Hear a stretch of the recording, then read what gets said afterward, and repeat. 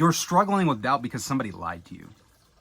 Someone you trusted, an authority figure, came to you and told you a story, and that story became a belief, a limiting belief that lays in your subconscious mind that stops you from manifesting everything in your life, whether it's relationships, whether it's making 10,000, 100,000, your first $1 million, or losing weight, whatever that happens to be, because they gave you this limiting belief, you're struggling. You start something, you start thinking about it, you start wanting to change your life, just like everybody has New Year's resolutions at the beginning of the year, but you struggle to keep them because of that person who screwed you over.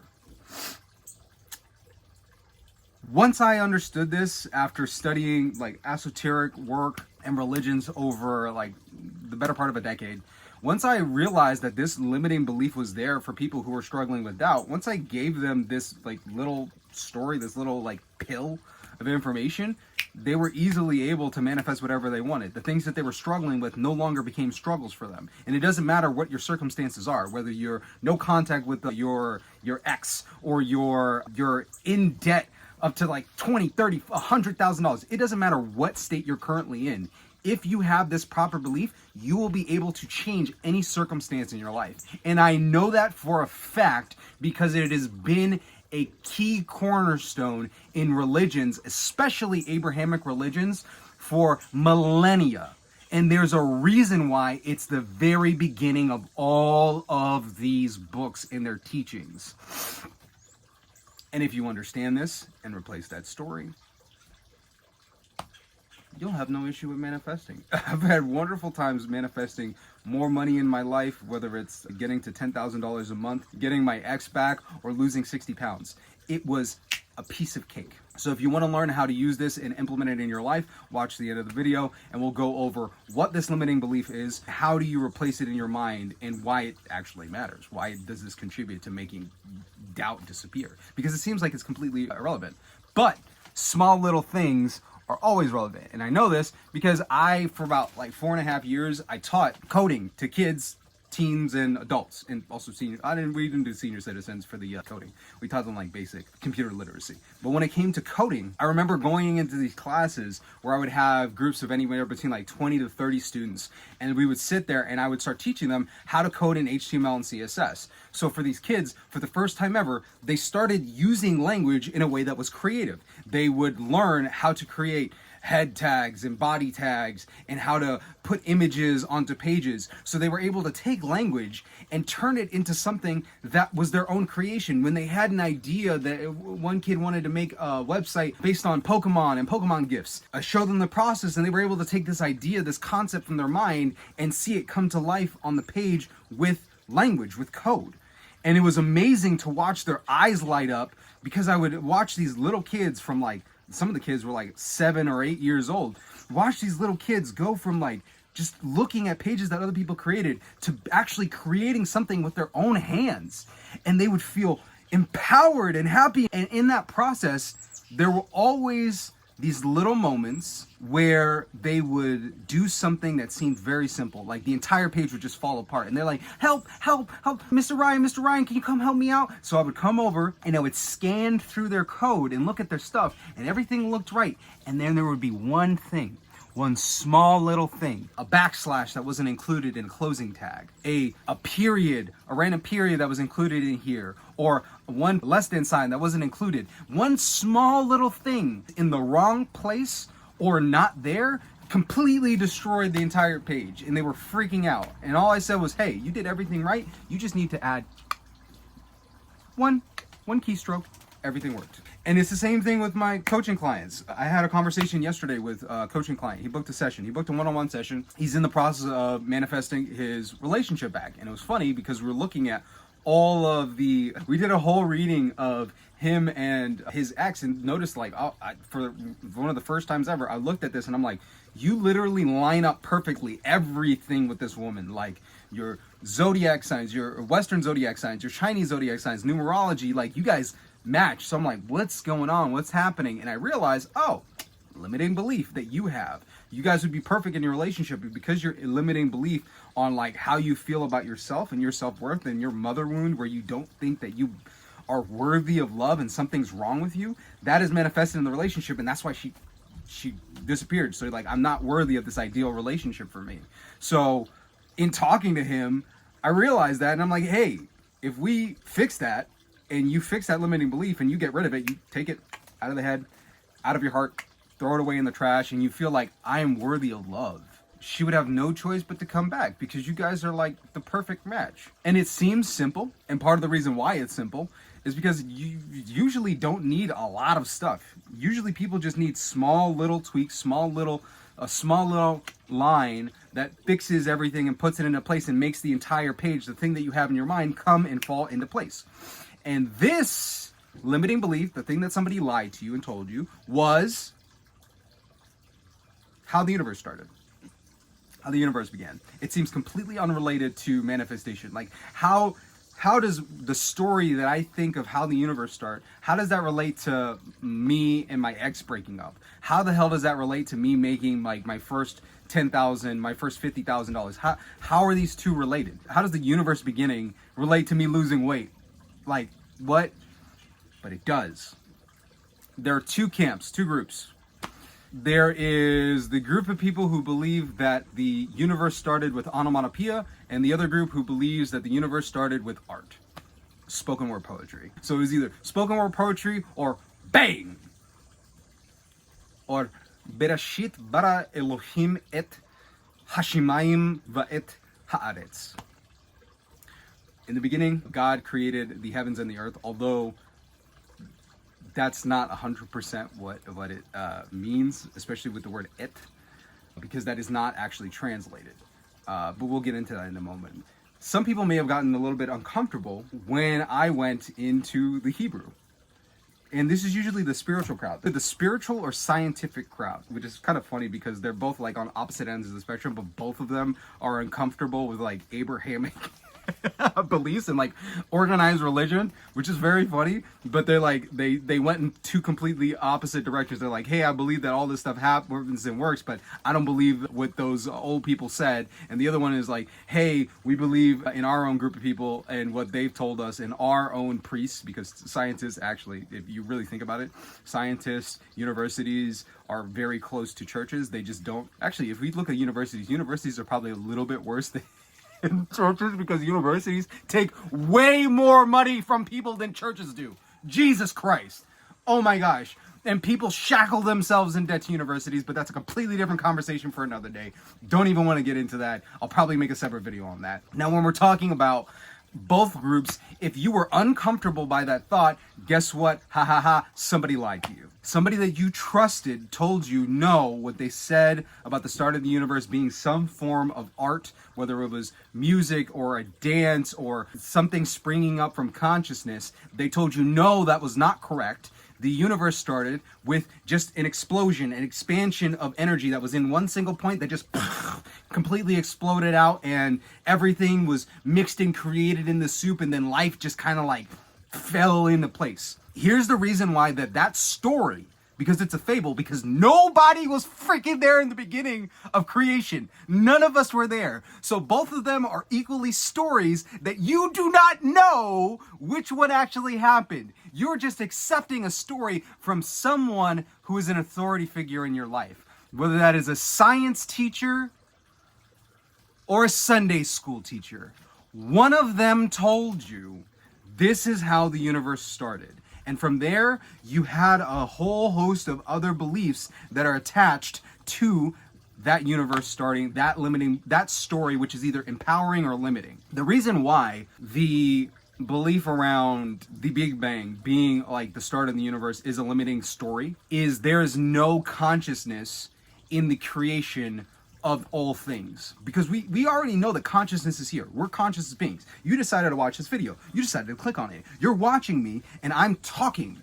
The words that are coming out, the sounds that are coming out of my mouth, they're strung together in a way where when you listen to it, you begin understanding, or I can create images in your mind by listening to how the words are arranged in a particular way. Like I can tell you about the sun above, the fact that the sun is above me over there a little bit up to like my left hand side, and I could see it through the awning here as I look up at this orange orb that's shining down rays upon me and the earth. And because of that, the light is shining down on all of the trees all around me, causing these plants and animals to grow and people to move on the earth. I just painted a picture with words. And whatever images came to your mind because of the words, that shows that there's some form of consciousness, some form of will that is activating your imagination. So consciousness is here. Consciousness exists. Intelligence exists. But the Big Bang doesn't attach intelligence to creation. There is no intelligence attached to the creation of anything. So because of that, because everything happened by chance out of chaos, order came from chaos, the belief or the structure of what ends up happening afterwards in your mind is that my consciousness, my thought, my words have no effect on the physical universe. And that's like the underlying belief. There is no effect of consciousness on the universe because the universe just sprung into existence. So why would me, something that was insignificant, something that's just a dot, a small speck on a pale blue dot in an infinite universe, which is also a very disempowering image to put into people's minds. I don't know why people say that as like a good thing. I'm an insignificant grain of sand on a blue dot in an infinite sea of space. You've never been to space! Why is that an image that you have in your mind at all? Again, another limiting belief that stops you from having what you want in your life. You don't need to zoom out like that. You are a human being who is part of a society. You're part of a community. You're part of several communities. You're part of a family. You can create families. You can create works of art. You can have an impact on the universe just by being you. But when you believe that the universe started with a bang, you believe yourself to be an insignificant piece of chance, a speck. And that is a disempowering story that doesn't connect you with the power of creation. I don't care what Abrahamic religion or what Eastern religion you believe in. All of them, or majority of them, from the ones that I've studied, have some sort of creation story. And at the root of the creation stories is consciousness and intelligence. For the Abrahamic religions, Bereshit bara Elohim et hashimayim va'et haaretz. In the beginning, God, and et is an actual word that isn't translated. There is no direct translation. The interesting thing about et is that it's the first letter of the Hebrew alphabet and the last letter of the Hebrew alphabet, which aligns with what you read later on in like John, which is that in the beginning was the Word and the Word was, and the Word was with God and the Word was God, because et implies in like certain rabbinical minds that the first thing that was created was not the heavens and the earth, but language, the alphabet, the first letter and the last letter of the alphabet itself. And the alphabet and the concept there is that it's also supposed to refer to the fact that the Hashemayim, which is the heavens, it's a direct object for whatever happens afterwards. So it changes the word after that follows it.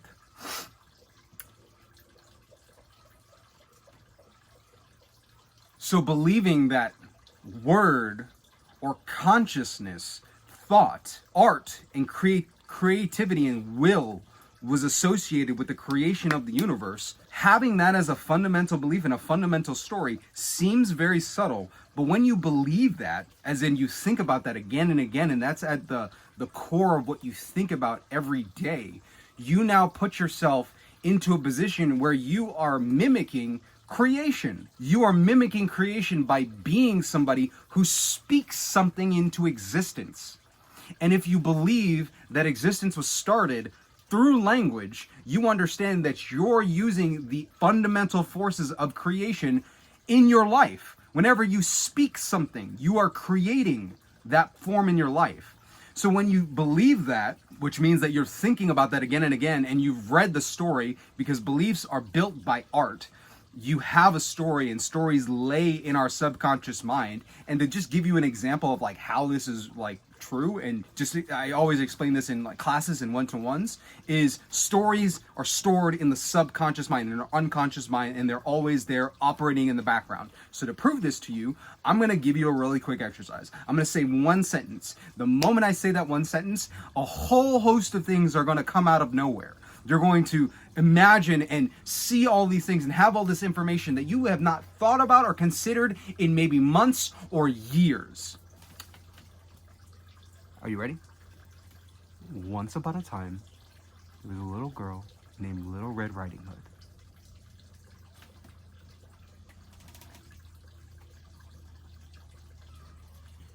What came up in your mind? What images? What actions?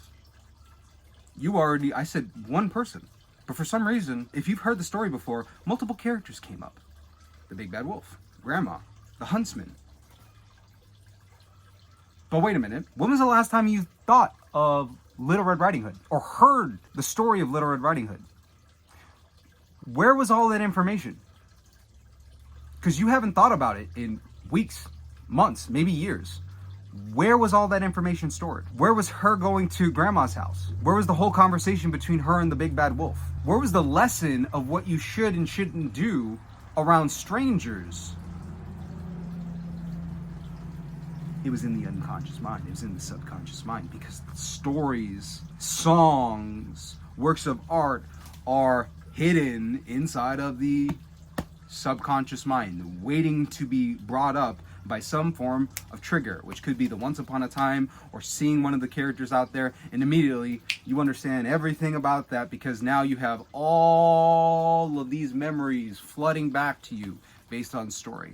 So whatever stories you believe, or stories that are stored in your unconscious mind, those stories become the framework of how you see and interact with the world. And if you don't believe yourself to be at cause, if you don't see yourself to be a center of creation, a creative force that can manipulate and transform and impact and dent the universe, of course you're going to struggle with doubt, because you're going to believe that there's some other power. Everything that happens is random chance. The universe is not cause and effect. There is no cause and effect. The only thing that exists is just random chance. And if that is your fundamental belief, you will struggle with doubt, because you'll go, yeah, I thought of that. Yeah, I put my energy into that. But what if this? But what if that? But what if that? But what if that? Because you do not, your belief is that you are not empowered. Your language is not a creative force. You believe that your language is nothing more than an accounting system for what is going on in the world around you. And if your language is only an accounting system, the only thing that you can pay attention to is what is happening around you and what has happened. Which means that your language can only reflect what is going on in your immediate experience and what has happened in your experience. You are incapable of creating a new future, a new creation, because your language is shackled by the physical reality around you.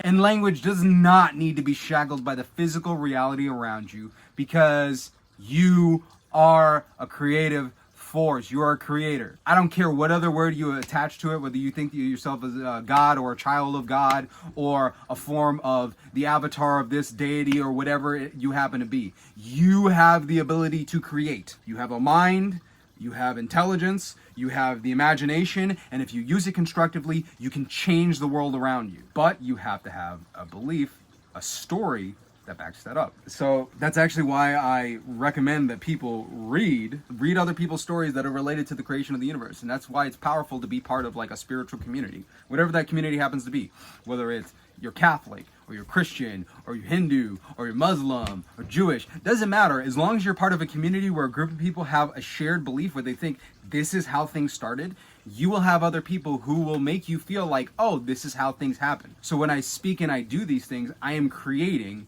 because I'm using the same force that created everything that I'm looking at around me. That force exists within you. I was watching a video earlier this week by KRS-One, where he was talking about this 5,000-year-old ancient wisdom, this secret that was used when you walked into ancient mystery schools, and they had on the walls of the ancient mystery schools, know thyself. Know thyself. And we'll do a quick little exercise with this. And this will help you with doubt. Scary doubt. I want you to say the word hello. So try this with me. Say the word hello. But don't move your mouth. Say it within yourself, silently. I want you to say hello. Not moving your mouth. On the count of 3, say hello. 1, 2, 3.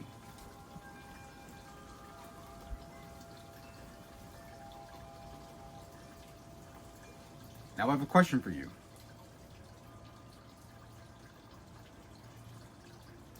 Who said hello? The mouth, your body. No words were said. But you heard the words. Hello. You spoke hello. And you heard hello. But your mouth didn't move. Who spoke? Who heard? Who is that voice? When people walked into the mystery schools and read the signs that said, know thyself, and say, repeat that to yourself, but don't say it out loud. And what they would realize is that the self isn't this physical body. It was that voice. That voice that spoke with no mouth. That voice that heard with no ears. And that voice that when I say, see a pink elephant, picture a pink elephant, the same part of you that saw the pink elephant with no eyes. There was no eye, no ear, no mouth, yet you heard, you spoke, and you saw. That is the eternal self, the I am, the formless awareness that you are, the creative force that exists within this body, this vessel. And it was very difficult for occultists and mystery teachers to teach people this, because how do you teach somebody about an internal experience? You have to do it in a way where you use examples that they understand. That's the reason why the Abrahamic religions, whenever they talk about any of these concepts, they had to use examples or images that people knew. So when they refer to God, they refer to God as the Father. Why? Because anybody who came to listen had a father, whether their father was there or not. Because they existed, they had a father, or they've seen fathers in the world around them, so they know how a father acts. So they understood the concept of a higher power, a deity, because they understood the concept of the Father. Same thing with thinking about the Divine Mother. You know what a mother is. Whether you had a mother or not that took care of you, you understand the concept of a mother. So by understanding the concept of a mother, if I refer to the divine as the Divine Mother or the Father, you have an understanding of how this power or this entity acts and reacts in the world around you. Because you understand the functions of what a father does, because you've seen it in the world around you. So you can compare a good father to what a good deity would be like.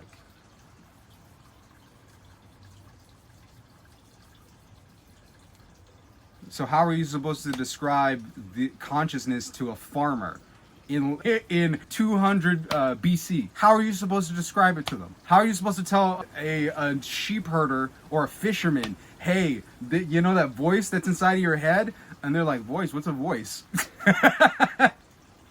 Oh, the voice inside of you, the one that speaks when your mouth isn't moving. Like, how are you supposed to explain that to people?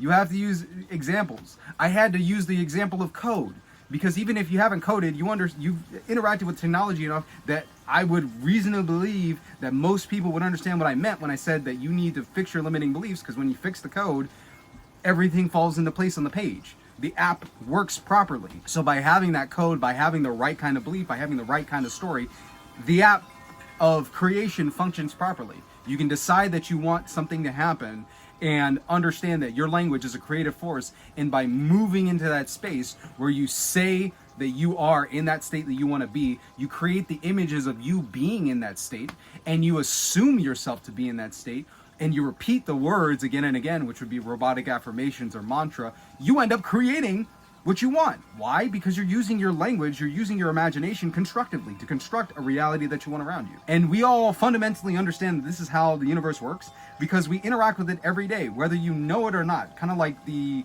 law of gravity. You have to operate based on the law of gravity, whether you're aware of the law of gravity or not. You may not know the functions and the formulas related to the law of gravity, but if you jump off a pair of stairs, you're going to land because of gravity regardless. You're going to interact with gravity. So when we talk about like creation and design being part of like how we interact with the world, Check this chair. This chair is a wicker chair, which means that somebody had to come up with the design of like a love seat style chair, and then they had to think of how they were going to take wood and interlace them together.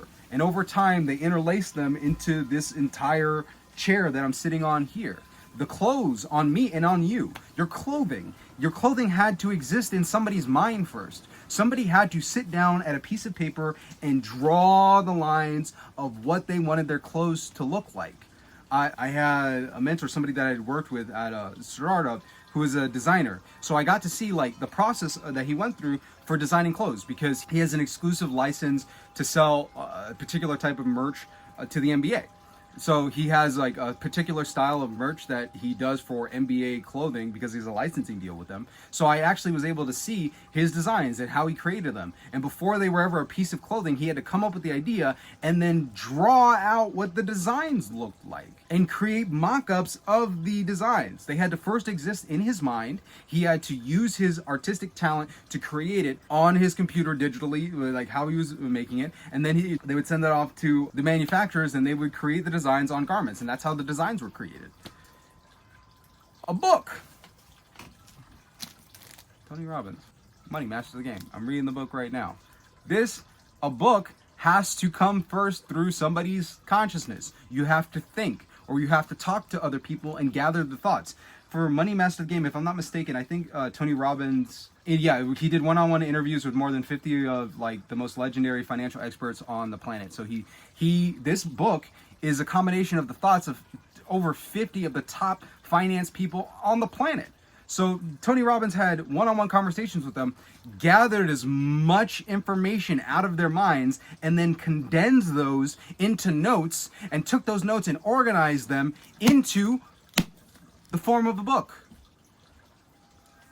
At one point, this book was just an idea. It did not exist. And if Tony Robbins would have believed doubt, which was, oh, the book doesn't exist. Oh, man, it's going to take so long for me to make a book. Oh, man. But what if nobody's going to buy the book? Oh, I don't know. Oh, man, I'm such a bad writer. Or my first drafts are so bad. Or can I actually get on the phone with these like top financial advice? No. Tony Robbins didn't have any of those sort of thoughts, and if he did have any of those thoughts, he did not have them for long. And we know that he didn't have them for long because he stuck with his thought that the book was already finished. He needed to consider that the book was already done, it was finished, and by thinking from the point of this book being done, he stayed on the project long enough for it to become an actual physical manifested artifact of his conversations with these people, these 50 people. And he stuck with it until they created the book and then printed out thousands of copies, and now we can read that and condense all the knowledge from all those people because he stuck with the idea long enough to make the actual creation. It's not like it happened immediately, because creation never happens instantaneously, unless you're talking about the feeling, because the feeling is the only instantaneous manifestation, where you feel in the moment. You could feel like $1 million. You don't need $1 million to feel like $1 million. You can feel like $1 million. And if you hold that feeling for long enough, and you don't think, oh, I don't know, all these doubting thoughts, all of these constructive thoughts that construct a reality that you don't want. If you don't think those thoughts, and you think, how can I make $1 million? How can I make a book that I can sell for $30 200,000 times or 20,000 times? How can I speak on stage? How can I turn the book into a workshop that I can sell for $2,000, $3,000 a pop? Because once you start thinking from that space, like, it is possible, it is already done, now I just need to piece together the ways to get there, then you actually have the ability to construct what you want. But that only happens if you believe that language and your imagination could be constructive and that you can use it to change the world around you. Because a book is an artifact of change. You have to, as an author, you have to imagine that the book is already done. Like, it's already finished. And your job is just to fill in the blank pages and to edit it and to get it designed in the way where it's that finished package. And then once you get to the end of it where it's created, you're like, oh wow, I did it. Now I can sell it to people. Now I can make my next book. Now I can do this new thing. And that's the same thing that happens with any other manifestation, any other thing that you want. You build something, you have something that goes from idea to physical reality, and then you realize, oh wait, this is the process of creation. Then why don't I use this for losing weight and maintaining muscle and looking good the way I want? Why don't I use this for like my ideal relationship? I want to get married. Why don't I put my time and attention into like marriage and getting married and finding the person that I want to be married to? Why don't I do this for money? There are other people that have made millions of dollars. Why do I believe that I can't? How can I do that? I can because it's possible. There's some way in the world that I can make $1 million. And once you begin thinking like that, because beliefs are thoughts that you just continue thinking again and again, like mantra. When you repeat those thoughts again and again, and you do not contradict them, and if you do contradict them, you just don't do that often, you go back to the other way of thinking.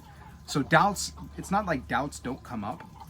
They do, but you realize that your language is a creative force. So you do not allow them to continue creating that reality. You allow those things to pass out of your mind, to pass out of your consciousness. Because that's what we're doing every day, whether you know it or not. You're constantly moving in and out of old states. And it's funny because everybody does this, but they don't realize it. Like, you don't think like you did when you were in kindergarten. You thought a particular way. You felt a certain way about things. $5 felt like a lot of money.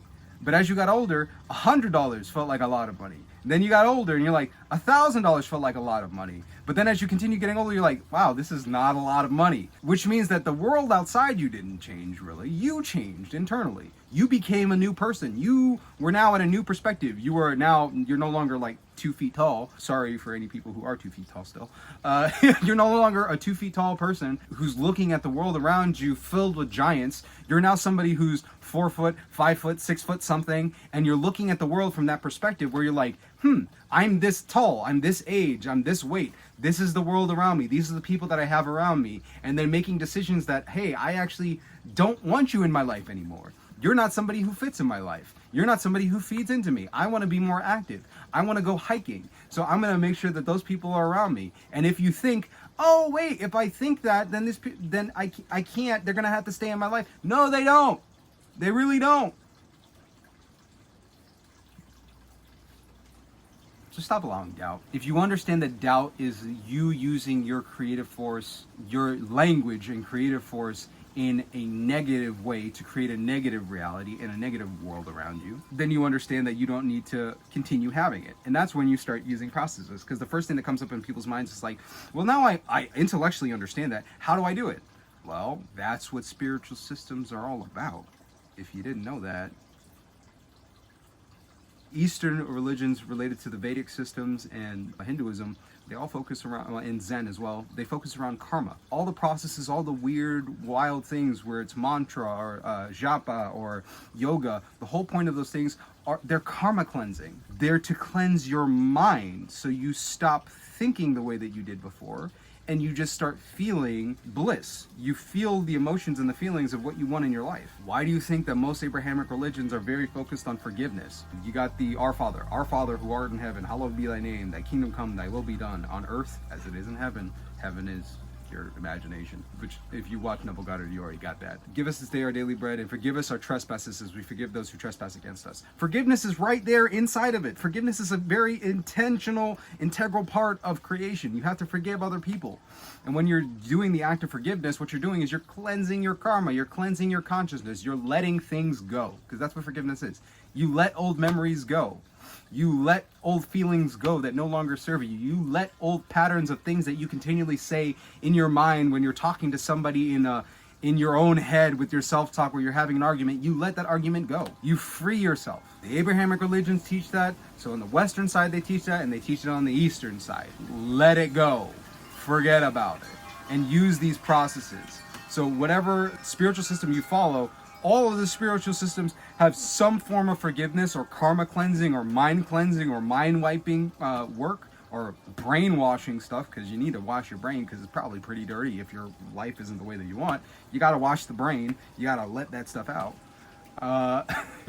Which is funny because it's like, why is brainwashing considered a bad thing when we wash ourselves? We wash our clothes. Why wouldn't you wash your brain? Why is that a bad thing? You want to have a dirty brain? That's the other option. It's like you either wash your brain or you got a dirty brain. So if you want to stick with a dirty brain, please click off this video and go have fun. But if you want to have a clean brain, You can go watch this video here where I go over forgiveness exercises that you can use to help you with washing out your brain, cleaning and cleansing old stuff.